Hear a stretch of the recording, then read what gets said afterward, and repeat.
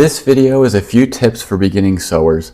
It'll help you avoid headache and frustration and get you started off on the right foot.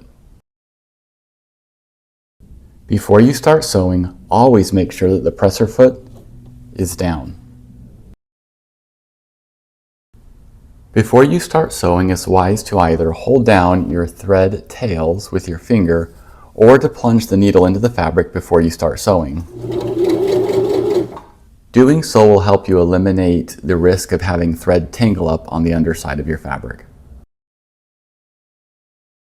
For me, when I do a backstitch, I like to do roughly 3 stitches forward and 3 stitches back to lock everything in place. Here I'll do it in slow motion, stopping at each step. So I'll go forward a few stitches, stop, reverse, and then continue sewing to the end of my seam. At the end of the seam, I'll reverse a few stitches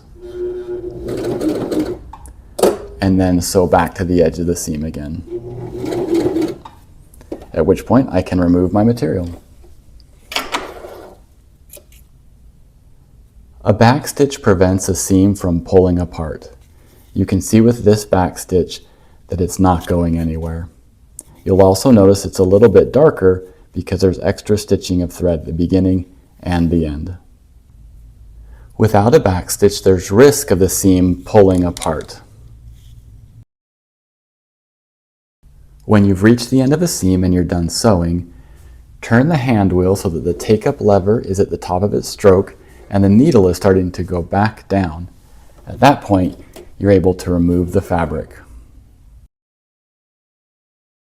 When removing your workpiece, it's wise to give yourself plenty of thread before you cut off. Cut close to your workpiece, leaving long tails. This will prevent the thread from pulling out through the needle next time you start stitching. When turning the hand wheel, make sure you're always turning it in the right direction. From this angle, you can tell that the hand wheel is meant to be turned counterclockwise, or the top of the wheel moves towards you. You should always turn it in this direction. You can make small adjustments backwards in the opposite direction, but nothing large. Spinning it consistently in the wrong direction will cut or tangle your thread or cause other problems.